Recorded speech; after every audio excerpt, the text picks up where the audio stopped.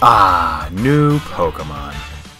You know, last time new Pokemon came out, instead of just doing something easy, I tried to do a 31-day challenge that I didn't finish. So, this time we're just gonna do something a little more simple.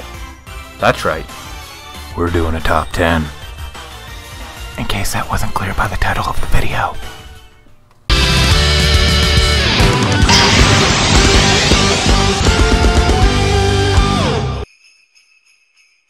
Top 10.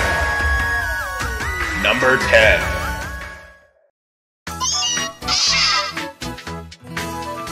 Galarian Miao and Berserker. As someone who didn't look at the leaks, I was really surprised when I ran into this crazy looking Miao. I was even more surprised when it evolved into this weird Viking cat. I really like how its claws come together to form twin short swords, and how from the front, Miao just looks like a fluff ball, when in fact he has a beard. I'm a pretty big fan of their designs, and the inspiration behind them.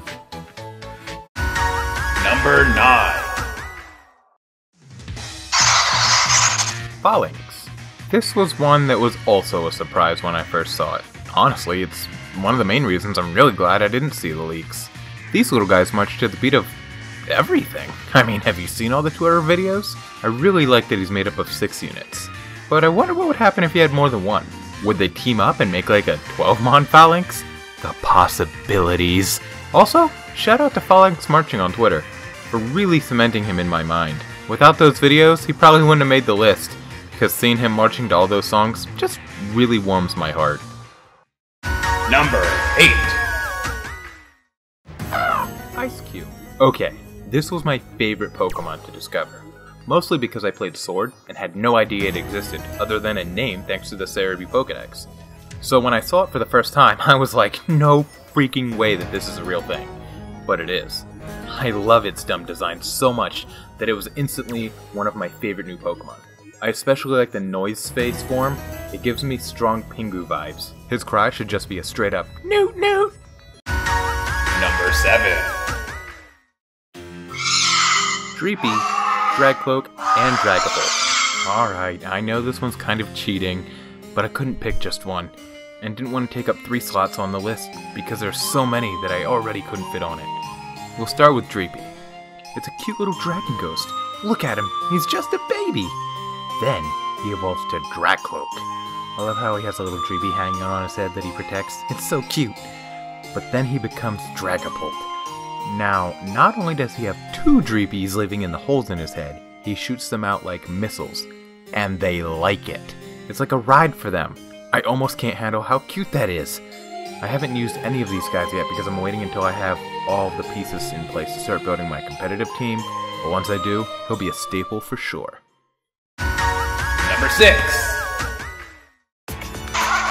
Sirfetchd. This is one of the few I knew about going into the game, and I absolutely love it.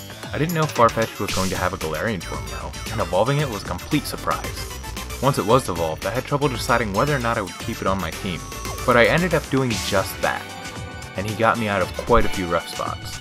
I really wasn't sure how I felt about Sirfetch'd when it was revealed, but after battling alongside it, I can say for sure it is one of my favorites. Number 5. Dreadnought. Dreadnought is another one I already knew and wasn't sure about. I saw Choodle for the first time and knew right away that it evolved into Dreadnought, so I kept it on my team to evolve it and to fill the water type slot. And as it turns out, I grew to really like Dreadnought, even though grass will absolutely defeat it. It became my defense against fire and flying for a while, and it was on my team through the entire game. I even caught a Gigantamax one and continued to use the regular one. Felt like I had a bond at that point, you know? Number 4. Korbinite. This is the last one on the list that I actually knew about. I was walking along in the beginning of the game and saw Rookity. Now because I know how Pokemon works, I knew that this was probably going to end up as Korbinite. I usually really like the 3-stage birds of each generation, and this one was no different. I like how Rookity's design has the half-white moon patterns on its face to make it look intimidating, when in fact its eyes are just the red part. I like how Corvisquire is the perfect middle for the first and last stage, and I just love my Korbinite. It was the first Pokemon I caught after getting some Pokeballs. He's still a staple on my team. He's my Fairy type defense and definitely came in handy on many occasions, especially in the Fairy Gym and against Bede. Number 3.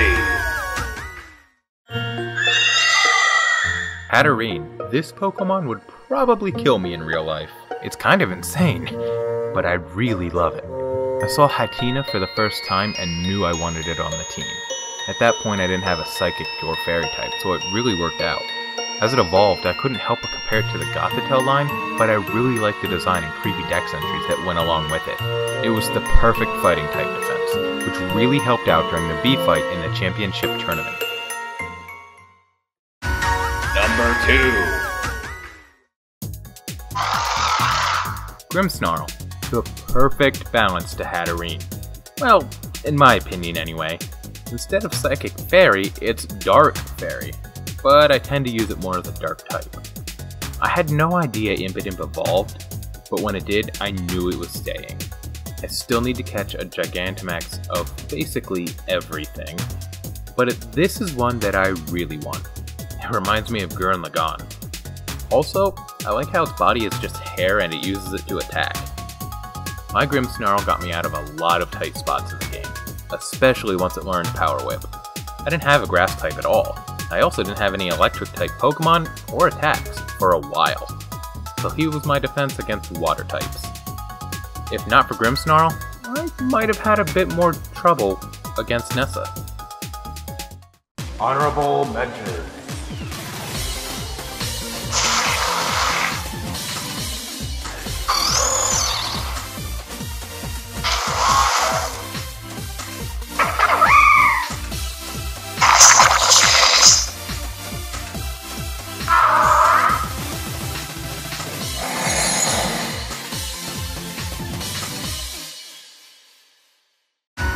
Number 1. Cinderace. Alright, so I know it seems like a cop-out to put my starter at number 1, but I really love Cinderace. While I didn't know what to expect when Scorbunny evolved, I ended up really liking it. I was iffy on Raboot though. I love the soccer aesthetic, the way he kicks a little fireball around as one of his idle animations, and his signature attack, Pyro Ball, is almost always a one-hit KO for me. I'm really glad I ended up picking the starter whose final evolution I like the most. Now, don't get me wrong, I like all 3, but I like Cinderace the most, which is kind of weird because I had a really hard time deciding which starter to pick, and ended up letting my 2-year-old daughter choose. She apparently likes Scorbunny the best, so that's what I went with. Also, she only knows a few Pokemon by name, and Cinderace is one of them. Probably because she likes Scorbunny so much, and she got to watch him grow and evolve. Maybe that's another reason why I like him so much. It's kinda cool that I got to share that experience with watching Scorbunny level up and evolve with my daughter. I can't help but wonder what generation we'll be in, and how many Pokemon there will be by the time she's old enough to play it proper.